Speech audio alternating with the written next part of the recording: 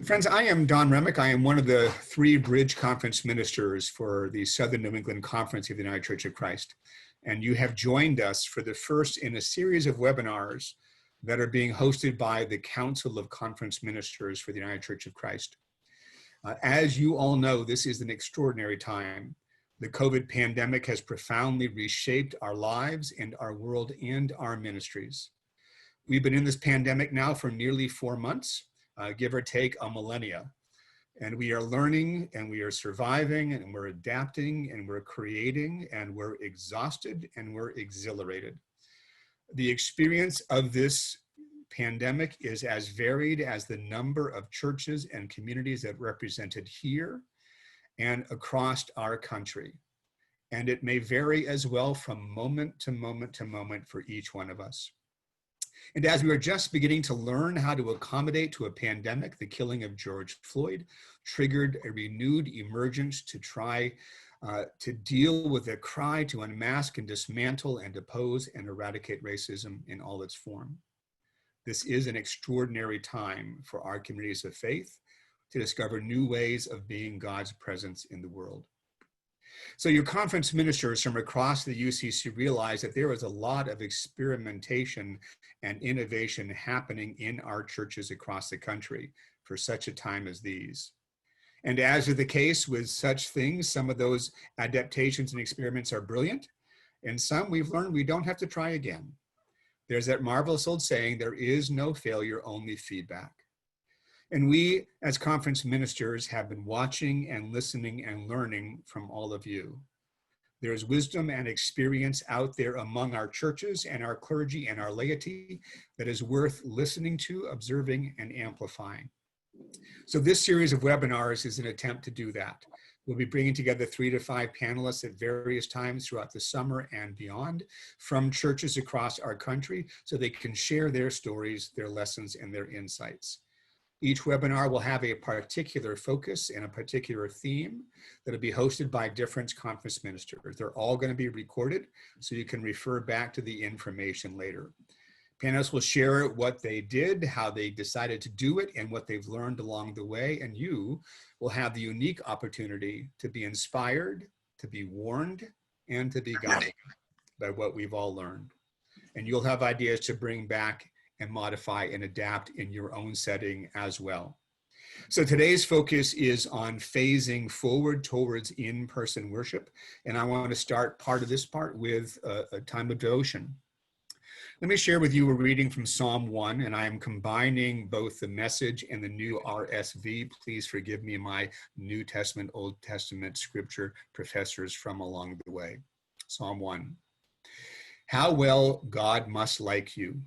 You don't hang out in Sin Saloon. You don't slink along dead-end road. You don't go to smart mouth college. Instead, you thrill to God's word. You chew on scripture day and night. You are like trees planted by streams of water, bearing fresh fruit every month, never dropping a leaf, always in blossom.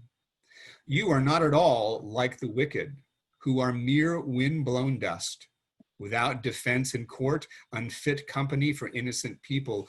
God charts the road you take. The road they take is Skid Row. I'm not a big fan of dichotomies, but I do like the insight of Psalm 1 that sets the tone for all the Psalms. We are always faced with choices. And some of the choices we make will lead to us bringing about the realm of God. And some of the choices we make can risk contaminating that realm of God's love and justice. We are here to hear some stories.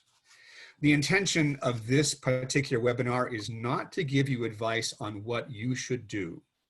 We are too diverse in our geographies, in our approaches, in our styles and types of churches, in our spread of this illness within our regions. We are too diverse to try to give you a uniform sense of advice for your particular situation.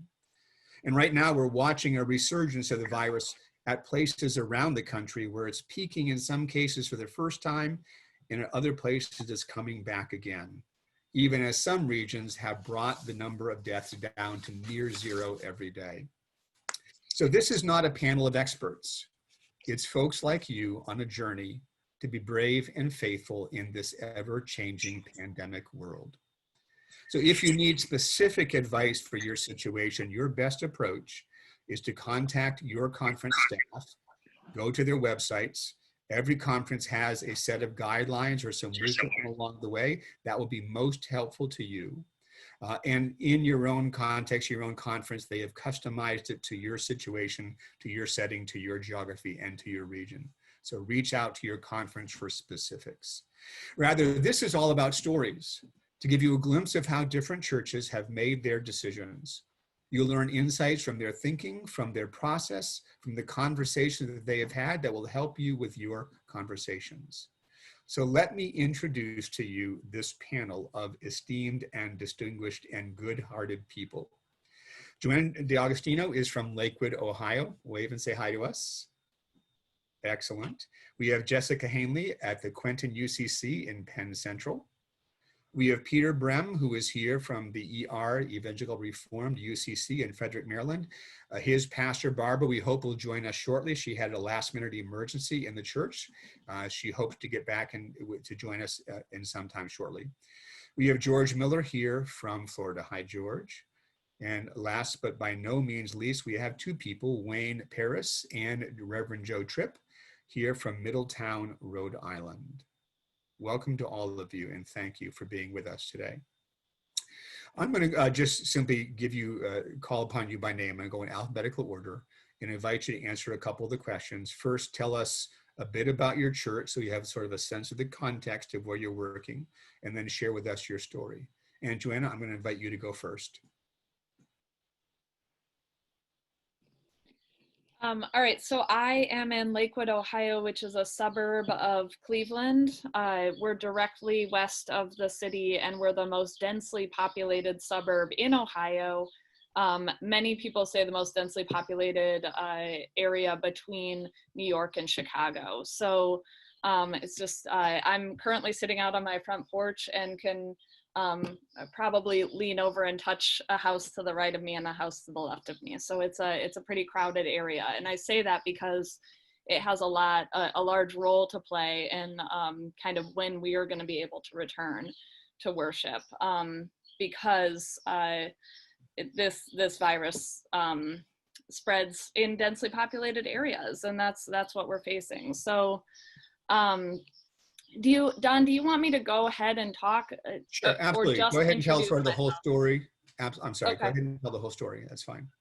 Thanks. Yeah, so a couple important things to note about my context are that we have three major considerations when talking about gatherings. So one is that we have within our church a nesting congregation. So we have an ELCA church that worships in our chapel.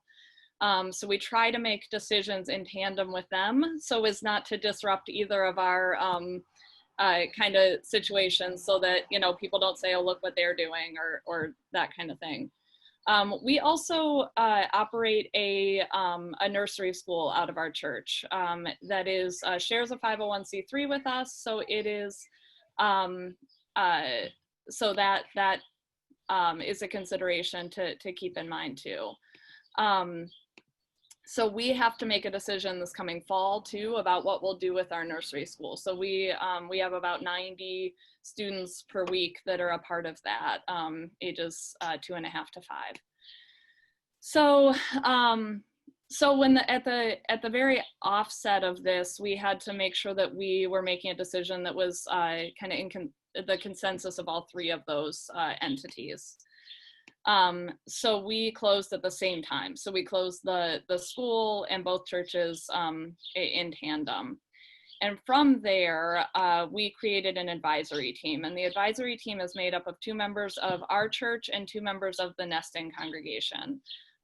3 of them are healthcare professionals who are not currently swamped in their settings. So we have a pediatrician, somebody who teaches at a local college in their physician's assistant program, and then a midwife, And then we have somebody who's just really good at detail-oriented decision-making and guideline formation. So we formed our advisory team out of that group of people. From the outset, they decided that we were looking for the 2-week decline in cases. Began to see that 2 cases, which we are not seeing. Number of cases.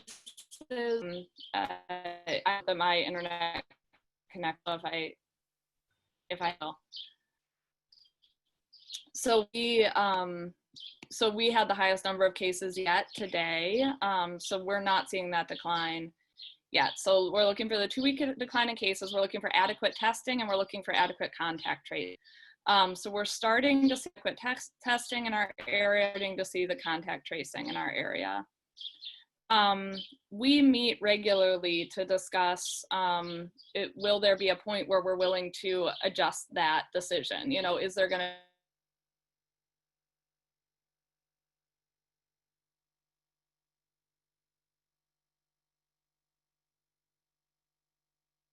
be a point that, but right now we're not there yet.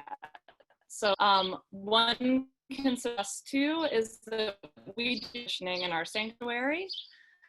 And our local hospital, the Cleveland Clinic, says that there should not be air circulation such as fans in the worship space.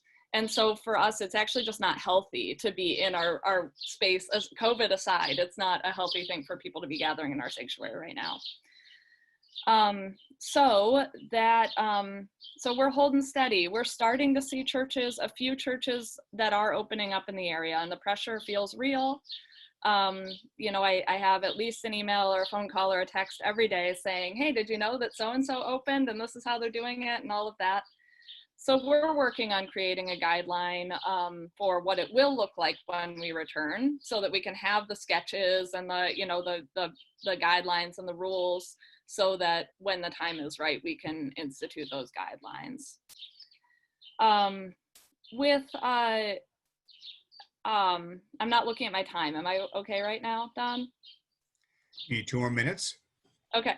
So with everything that's happening on the social justice end, I am really thinking prayerfully and meditatively about what that means for our church in terms of giving us an opportunity to stitch a new garment for all of creation. And so most specifically, I've been thinking every day, a number of times a day, about Amos 5:23 and 24. And my son, my middle child, who's at home with me all the time right now, is named Amos. We named him after that passage. And what it says is, Amos says, God says through the prophet Amos, I despise your festivities. I don't want the noise of your songs. I don't want your worship. What I want is for justice to roll down like the waters and righteousness like an ever-flowing stream. And I'm thinking a lot about what God might be calling us to right now in terms of saying, like, I don't want your worship unless you're going to give me your justice. And I'm not saying necessarily theologically, I haven't worked this out yet. I'm not saying that God gave us the virus in order to bring about a just world for all, but I do wonder about the opportunity that's set in front of us right now in terms of focusing more on bringing about that justice for all and less on how quickly we can get together again. So that's on my mind a lot. Joanne, thank you. Peter, I was going to go to you next, but because Barbara might be joining us a little bit later, I'm going to come back to you towards the end and move on to the next person on our list, which is Jessica. Share us a little bit about the context of your church and how you came to the decisions you've made. Sure, thanks, Don. When this pandemic started, my congregation, that's located outside of a small city in Pennsylvania, outside of Lebanon, PA, has roughly 70 to 90 people a week, and we have a lot of older folks. We're surrounded by a lot of nursing homes and 55 plus communities.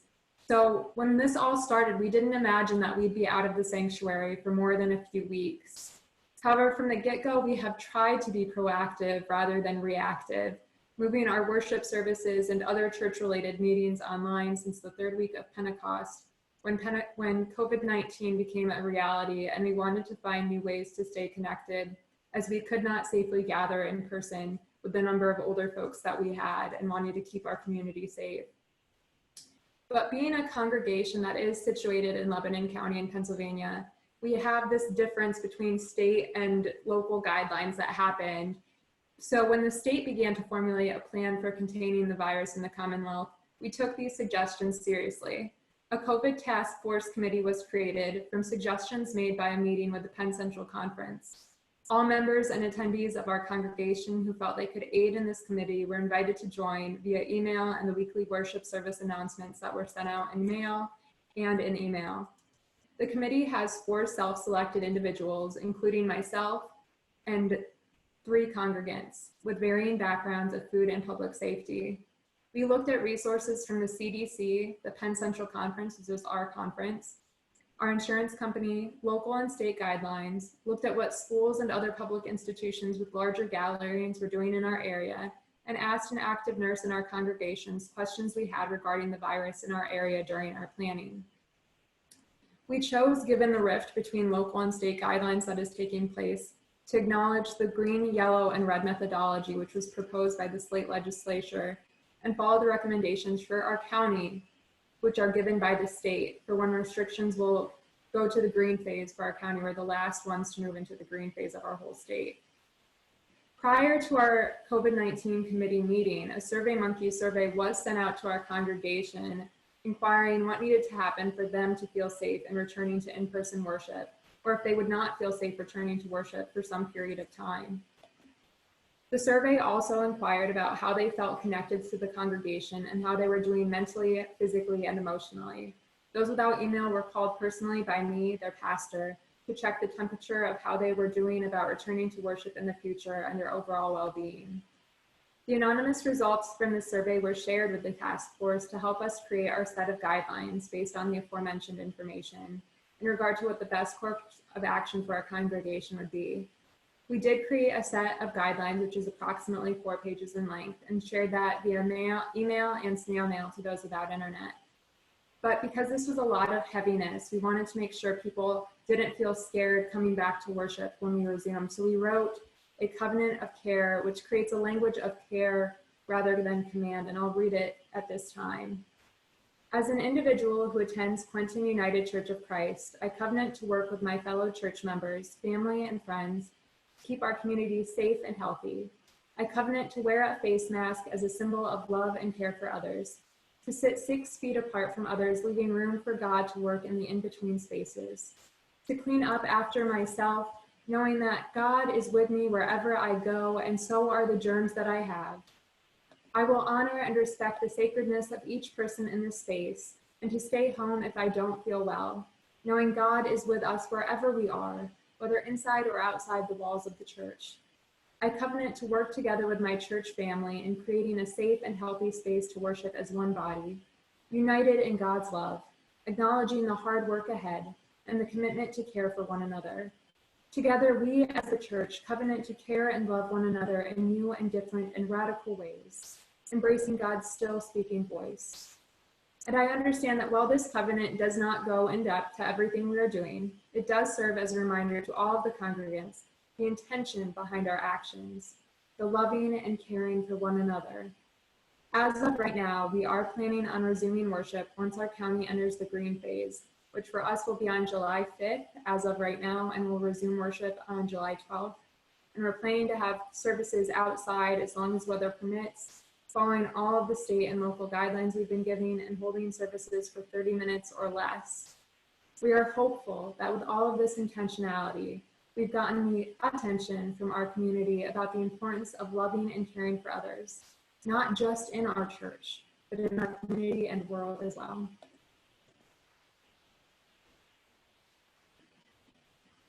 Jessica, that is awesome. And there are a couple of comments on the side here about copies of your covenant. I'm going to ask this as sort of a general piece, sort of a show of hands. Some of the materials that you're talking about, are they all available on your websites? Or could they be? Because this is being recorded, we can't send the information out. I'm going to say this for the recording. Folks, if you see something that is of particular interest to you, you will see the name and the address of the individuals. You can go online, find their church, and seek the information you're looking for in terms of covenants or guidelines or rules that they have. And there's also a link on their websites to communicate directly with the panelists. And if you would like the covenant that I just read, it is on the Penn Central Conference website. So just Google Penn Central Conference, and it's under their COVID-19. They have a whole section of stuff, and it's the Quentin UCC sample covenant. Awesome. It is the first time I've heard of a covenant. Thank you for putting that together. That's a gift. George, you are up next. Yes, hi everyone. I want to start off by saying that our church has been having worship for the past 4 Sundays. Before that, we had 2 weeks of a soft opening. We have had Bible study every week for the past 8 weeks, like we typically do. And we've also continued to have our food pantry once a month that we've been able to continue by having the food pantry outside as opposed to inside. What I'd like to share is the unique specific situation in which we're in. First off, I come from one of those very New York, German police officer, military families, where if you're sick, you still go to work.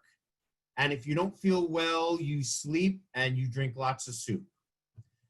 Growing up, I've always had jobs in which we were required to wash our hands all the time, and I've done volunteer work with animals and impounds in which you had to wash your hands before going in or out of a cage. So for me, this whole COVID lifestyle has actually been a continuation of what I myself have been doing since 1996. I also want to share that in my 20s, I attended a church that was very big on miracles and spirituality and very Pentecostal in nature. I myself have experienced what I would call miraculous healings, things that have taken place that were never supposed to take place. So I do come from a viewpoint of believing that a lot of healing does come from medicine as well as spirituality, attitude, genetics. Anyone who has German genes know they are super, super stubborn. I am currently pastoring a church in the center of Florida. We're an hour and a half from either coast. We're an hour and a half southwest of Orlando. We are surrounded by cow pastures and orange groves. But the community I pastor is all from Ohio. So interestingly enough, I have this rugged, individualistic, Midwestern kind of energy in a very southern location. And if you know anything about the South, they'll talk about how football is a religion in the South. Well, religion is also a religion in the South, and people are going to go to church. That's just how it is. I also like to share that I'm the kind of pastor that I do what I call pastoral preaching. I believe there's a time for prophecy, but I believe that during the worship service, people come to be healed or to experience the Holy Spirit. And I had a mentor tell me that he believed that if you have really good worship, people don't get sick as often as they would in other areas. So I want to share that because that's my own theology, that's my own spirituality. But it also turns out that a lot of my church members and a lot of my council members all come from the same background. It's almost like all the A-type personalities from Ohio moved down to my community. And if you know anything about A-type personalities, they don't get sick. A lot of us have theater background. There's always a show to do. So it became so clear to us that for the health and the welfare of our congregation, we needed to maintain one-on-one contact. First, that was done by what we call drive-by ministry, where I would visit people every day, about 3 families a day, stay in the driveway, stay 8 feet apart and visit them, take photos so members of the congregation could see this on Facebook. When we started our Bible study, we met in the sanctuary. We limited it to 8 participants, and each chair was 8 feet apart. And then when we started worship, we have a sanctuary that fits 250 people. We removed all but 75 chairs. Now it is summertime, so the average attendance for us is only between 55 to 75 people from May until November anyway. And what we were able to do was put the chairs in pods. So if we know there's a family of 3, there's 3 chairs together. If we know this person sits with this person, there's 2 chairs. Worship is reduced to 35 minutes. There's no overhead fan. We don't have fluctuating ushers. It's the same set of ushers, masks, gloves. They're the only people to open the door. Everyone comes in wearing a mask. They can take it off once they sit down. What we're discovering is everyone keeps the mask on the whole time. There's no hymn singing. And what we're discovering is that the first worship service, maybe we had about 32 people, then we had about 35. Last week, when it really spiked in Florida, we went back down to 25. So the people who are coming are people who are taking their health seriously and staying home when they don't feel comfortable. We also have a wonderful committee called Preparation as Stewardship, in which the head of that is an ordained minister who works for the Red Cross. And so all of her information is coming from national settings. And we have purposely put people on this team who are not yes people. You know how we all have that one person who is always putting the brakes on things? We made sure this person was on this team because they're the one who's asking the hard questions, who's making us accountable, who's throwing the what ifs. And what we've discovered is that when we do something right, she lets us know. And when things don't feel safe, she is the first person to say, whoa, this is something you need to do. But it's feeling right for us. But if we had pews, I don't know if we would do what we're doing right now. Or if we were in a different part of the country, I don't know if we would do what we are doing right now. It's so case specific to my particular congregation and the people who make up the congregation at this time. So that's what I'd like to share. Thank you very much, George. And I want to welcome Barbara to our midst. I know you had an emergency. I'm glad to have you here. Barbara is also part of the Frederick, Maryland group. Barbara, we've introduced sort of the concept, and people are going on sharing their stories. We've been through a couple so far. I'll let you get settled in. We have one more church to do, and then we'll turn to you and Peter to share a bit about your church. Right now, I want to turn it over to Joe and to Wayne to talk about Middletown, Rhode Island. I'll begin, then I'll introduce Wayne. Wayne is our moderator and the leader of our committee that's overseeing things. I'm Joe Tripp. I serve as the pastor of the Congregational Church in Middletown, Rhode Island, which is situated next to Newport. We're actually kind of a bedroom community to Newport. We're on an island, literally, which I think is helpful in many ways. A big island, but an island nonetheless. But we're situated between Boston and New York, and we have a lot of weekenders also, people that escaped to the island once the virus began as well. We didn't know what to do at first, as many of you, the same. We're certainly flummoxed as to what are we going to do. We didn't know how long it was going to last. We had no idea. I really thought, oh, we'll be in a few months or a couple months, and then it kept going and going. It became apparent we weren't going to be worshiping together for quite a long time. Like many, our church is about 300 members, very active church, clean rolls, and we have about 100 or so every Sunday, plus church school folks. And it's important to know that it's been so difficult to try to regroup and figure out what to do. And luckily, I have a good team of people, and I asked our moderator, who is Wayne Paris, who's here as well. He's going to offer up kind of our process, what we could do and what we should do. And Wayne is moderator of our church. He's chairing our committee that is called You Love. He'll explain that. And he also is working to keep some military labs safe around the country from COVID. So he's got a lot of experience. So Wayne, would you like to present about the committee itself and how we came to our determinations? You need to unmute yourself, Wayne. Yes, thank you, Joe. Appreciate it. We got started with this UCC level of vulnerability evaluation, or as Joe just said, ULOVE committee, about middle of the May, urged on by Joe, largely to say, should we take a longer view of this than try to weekly or at every monthly meeting of the council figure out what we should be doing. We actually started Zoom worship service on Sunday and all of our meetings prior to Easter. So we had already been in the Zoom process and for quite some time. Joe took the initiative and actually he does it from his home.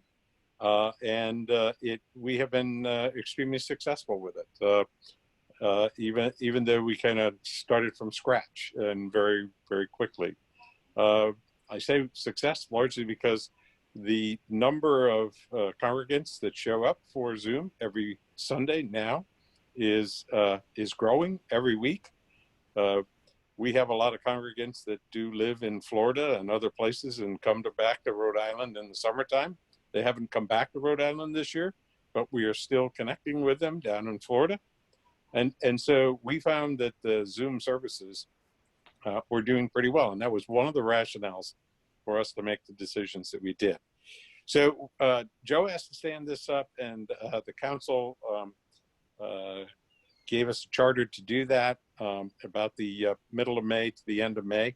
I have on the committee that I work with a physician from the church, an active physician, who is actively working a lot of the COVID-19 and connects to physicians across the country. As Joe pointed out, I work for the Navy, and I run 4 laboratories, turns out, in 4 different places around the country. So those laboratories that I do work, I have a few hundred employees there. So I have been working through state regulations, federal regulations, and local regulations, and unions and everything else to try to get that. So I get a barrage of information in myself. And plus I have another co-chair who is in the academic community, and he provides a lot of information from the universities and the academics that are going on in the Rhode Island, Connecticut, and Massachusetts area. So we bring all that data together, and around the 1st of June, we went to a council meeting, and the council asked us for a recommendation. And our recommendation was to not hold services in the sanctuary, physical services in the sanctuary, until September of 2021. I'm going to say that again so that you hear it. It's September 2021. Now that was a shock to a lot of people, but I subsequently gave a talk after the service about a week or so after that, and for about 10 or 15 minutes of why we came to that rationale. And here's kind of how we shaped it. First of all, our sanctuary is not enormous, but it does seat comfortably 100 to 150 people, and we typically get between 90 and 110 people to a service every Sunday.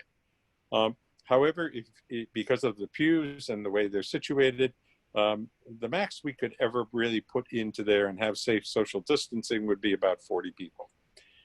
Secondly, we have an HVAC system, heating and AC system that is fairly new, but it does not recirc the air and clean the air when it does recirc the air. And as many of you have probably read, the droplets from our breath will stay in the air for about 3 hours. And if they are COVID, infected, then you'll infect people around you that might breathe those droplets. And so we felt with the HVAC system we had, it turns out it also pushes air onto people sitting in the pews. That's actually been a complaint of people, that they would get too cold sitting on the end pews because the air was pushing on them. Yes, we could turn the HVAC off, but then we obviously couldn't open the windows. So there was going to be difficulty with getting the type of refreshed air that we wanted in the facility itself. And the other thing is that 50% of our congregation is 60 or older. So the demographics were just not good. We felt that we wanted to keep all of them safe.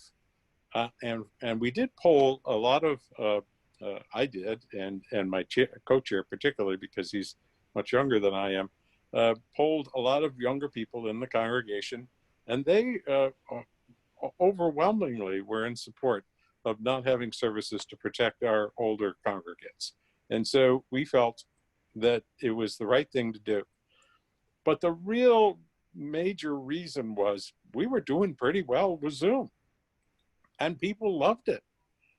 Our music director actually gets the people in the choir to sing.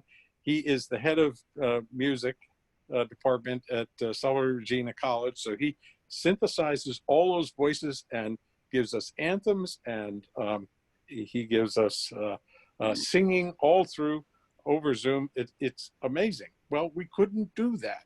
And we are a church that always has loved to have singing and music constantly going in the church. And so we'd miss that. We'd also miss the fact we couldn't really do fellowship. And we also felt that we could build on all of that by building up our our information technology capability to be able to do better, to bring it out of Joe's house and bring it into the sanctuary. And hopefully by about August timeframe, I'm in a subcommittee that is now putting IT throughout the church that will enable us to have our Zoom services and worship services either high quality video and audio recording, or be able to do them streaming out every Sunday, even after we return to the sanctuary. Finally, I would say one of the other major reasons is this whole aspect of, especially with younger people, there are a lot of people who are asymptomatic that can infect these older people. And we felt that people, you could get a test and the next day you could have COVID-19 and give it away. And so we felt that we just didn't want to put any of our older congregants at risk. And so that's what we're doing. And we're monitoring that every 2 to 3 weeks. We're reviewing all of the material and all of the detail. We're presenting that to the council and to Joe. And so far we're marching along that path. Clearly, if a vaccine or something comes in before 2021, September 2021, we can always go earlier. But we feel, quite frankly, right now that coming together physically is at too much of a risk. Joe? Can I just say one last thing, Don, before you move on, is that by making that decision, it really, number one, took it off my shoulders, which as the pastor is a big deal. I've got a great team behind me, thankfully. Also, it allows us to do a lot of planning we would not be able to do if we were doing it month by month or 2 months at a time, which a lot of, I hear my colleagues, we're going to wait till the end of August, we're going to wait till the end of September. You really can't, it's hard to plan. It's really hard to plan and know. And also, when do you get time off if you're always thinking like, oh, we're going to ramp up in the sanctuary anytime soon. So this really makes it so that I feel the church is taking care of not only its people, but the pastor. And I feel very strongly about that. I'm so happy that they've made the decision with my influence, of course, on some levels, but we can plan ahead. And that makes a big difference as far as pastoral stuff. So anyways, Don, back to you. Thank you very much, Joe. That's helpful to hear that as well.